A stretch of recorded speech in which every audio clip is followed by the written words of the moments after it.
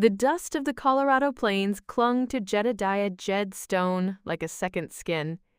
His hands, calloused from years of coaxing life from the stubborn earth, were gentle only when they cupped around the warm fur of Buster, his Australian shepherd. Buster wasn't just a dog, he was Jed's shadow, his confidant, the silent witness to countless sunrises, painting the Rockies in hues of rose and gold. Life on the farm was a rhythm of seasons, a predictable cycle of planting, tending, and harvesting.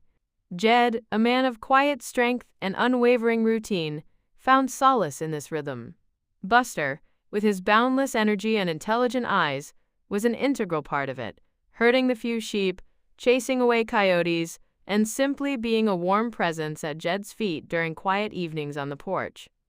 Then came the summer the locusts didn't. Instead, a different kind of plague descended upon the small town of Oak Haven, the Razor Claws.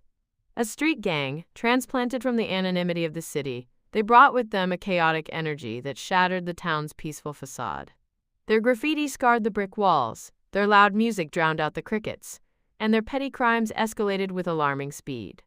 Jed mostly kept to himself and his land, hoping the storm would pass. But the storm found him one sweltering afternoon. He'd left Buster tethered briefly outside the feed store while he picked up supplies. When he emerged, the leash lay severed on the dusty sidewalk, and Buster was gone. A cold dread coiled in Jed's gut, a feeling more profound than any he'd known before.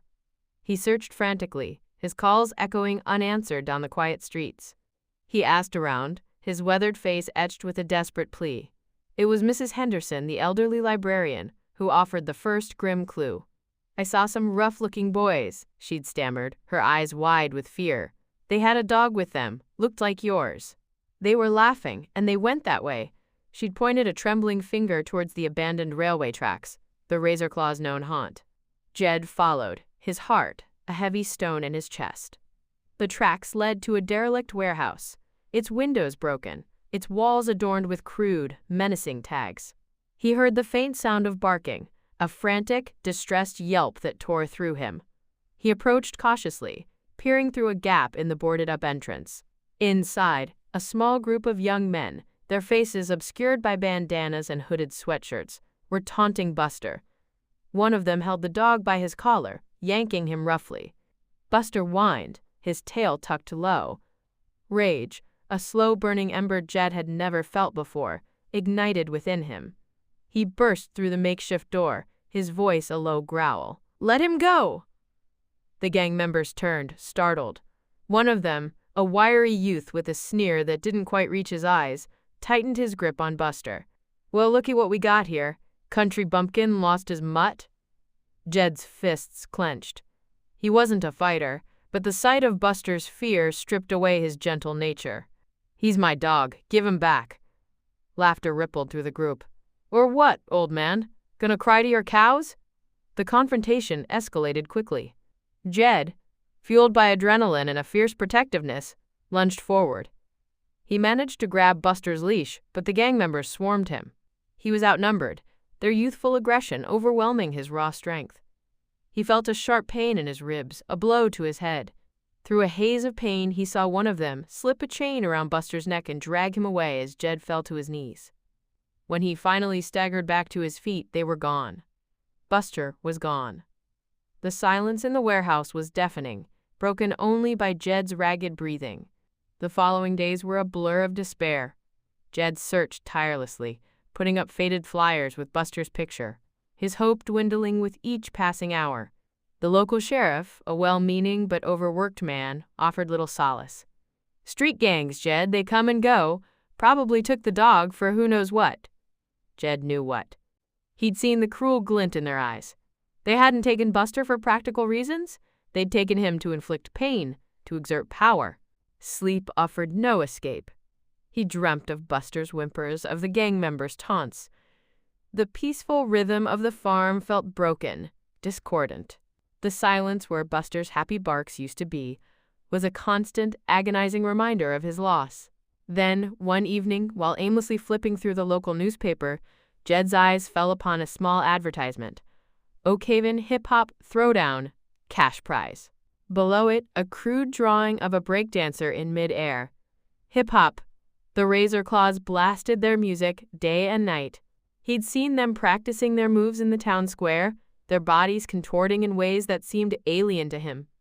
An idea, wild and improbable, began to take root in Jed's mind. He knew nothing about hip-hop. He'd never danced in his life beyond a clumsy two-step at the annual barn dance. But he knew about dedication. He knew about hard work. And he knew about a burning need for revenge. He started small. In the privacy of his barn, the scent of hay and manure a familiar comfort. He mimicked the moves he'd seen the gang members perform, his aging joints protesting with every awkward twist and turn. YouTube became his unlikely tutor, the glowing screen casting strange shadows on the barn walls as he painstakingly tried to learn the basic steps, the popping, the locking, the breaking. His body ached. His muscles screamed. He fell countless times, the rough wooden floor unforgiving. But with each stumble, the image of Buster's frightened eyes spurred him on. This wasn't just about a dog anymore. It was about reclaiming something that had been stolen, about confronting the darkness that had invaded his quiet life. He practiced relentlessly, his farmer's discipline now channeled into this bizarre new pursuit. He learned to isolate movements, to find a rhythm in the complex beats. He even started to develop his own clumsy style, a fusion of raw power and unexpected agility. The townsfolk, initially amused by the sight of Jedediah Stone, the stoic farmer, contorting himself in the town square, soon grew curious. Whispers followed him. Old Jed's gone crazy, lost his marbles after the dog went missing. But Jed paid them no mind. He was focused, his gaze fixed on the upcoming competition. He knew the Razor Claws would be there. It was their scene, their territory. The night of the throwdown arrived, thick with anticipation. The town hall buzzed with energy, a mix of local teenagers eager to show off their skills and curious onlookers. Jed, dressed in simple jeans and a plain t-shirt, felt out of place amidst the flashy outfits and confident swagger. He saw them immediately. The Razor Claws, a knot of winning energy in the corner, their leader, the wiry youth who'd held Buster, sporting a new, cruel-looking chain around his neck. Jed's breath hitched. He spotted a familiar patch of brown and white fur peeking out from beneath the leader's oversized jacket. Buster! A wave of fury washed over Jed so intense it almost buckled his knees. He had to get to Buster. He had to make them pay. His name was called. A spotlight found him in the center of the makeshift stage. A hush fell over the crowd, followed by a ripple of nervous laughter. This old man? Competing? The music started, a heavy, driving beat that vibrated through Jed's bones. He took a deep breath. The image of Buster's frightened face burned into his mind. And he moved. He didn't have the polished moves of the other competitors. His style was raw, untamed, fueled by pure emotion. He incorporated elements of his farm life, the strong, sweeping motions of scything hay, the grounded stance of a man who knew the feel of the earth beneath his feet. He moved with a surprising agility, his years of physical labor translating into a different kind of strength. Hasayaos! The laughter died down. A murmur of surprise rippled through the crowd. There was something compelling about this unlikely competitor, this man pouring his grief and anger into his movements. As his routine progressed, Jed's eyes locked with those of the Razor Claws leader. He saw a flicker of recognition, then unease in the young man's eyes. Jed's movements became more intense, more confrontational. He was telling a story with his body, a story of loss, of pain, and of unwavering determination. The final move of his routine was a powerful, grounded stance, his arms outstretched, as if reaching for something lost. The music ended, and a stunned silence hung in the air before erupting into applause. It wasn't the most technically brilliant performance, but it was undeniably powerful. The Razor Claws, however, were not impressed. As Jed walked off stage, the leader stepped forward, a sneer twisting his lips. Not bad for an old-timer, but you ain't getting your mutt back. He gestured to Buster, who whimpered softly. Jed's carefully constructed plan was falling apart. He hadn't anticipated their brazenness.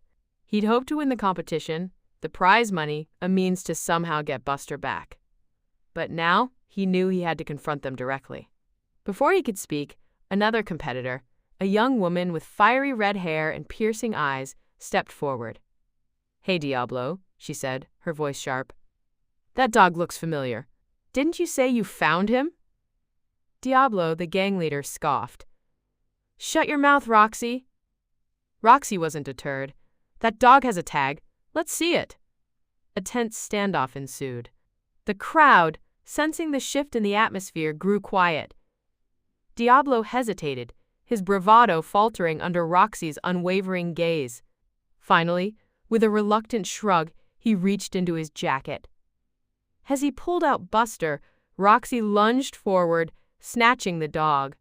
"This dog belongs to him," she declared, pointing at Jed. "I saw his flyers." Chaos erupted. The other competitors, many of whom had witnessed the Razor Claw's petty cruelty, sided with Roxy. A scuffle broke out. Jed, his heart pounding, pushed his way through the crowd towards Buster. Diablo, enraged, tried to grab Buster back, but Jed, fueled by adrenaline and a father's fierce love, intercepted him. He didn't throw punches. Instead, he used the unexpected agility he'd gained from his training, sidestepping Diablo's clumsy attacks. He managed to disarm him of the chain, the cold metal falling to the floor with a clatter. John bought. The local sheriff, alerted by the commotion, arrived with backup. The scene was a whirlwind of shouting teenagers and flailing limbs. Diablo and a few of his cronies were apprehended. Amidst the chaos, Jed knelt down and called Buster's name. The dog, initially confused and scared, whined, and then, with a burst of recognition, leaped into Jed's arms, licking his face with frantic joy. The reunion was messy and heartfelt.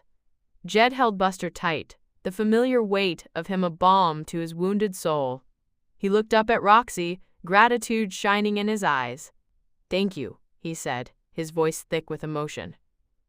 Roxy just shrugged, a small smile playing on her lips. "We gotta look out for each other." The Oak Haven hip-hop throwdown ended not with a winner being crowned, but with a community reclaiming a piece of its lost peace. The Razor Claw's reign of petty terror was broken, their arrogance no match for the unexpected resistance they encountered. Jedediah Stone, the quiet farmer who'd sought revenge through the unlikely medium of hip-hop dance, walked home that night, Buster trotting happily by his side. The dust of the plains still clung to him, but now it felt different. It was no longer a symbol of his isolation, but a reminder of his resilience, his unexpected strength, and the surprising ways in which hope and justice could sometimes find their rhythm. The silence of the farm was once again filled with the happy panting of a loyal companion, a melody sweeter than any hip-hop beat.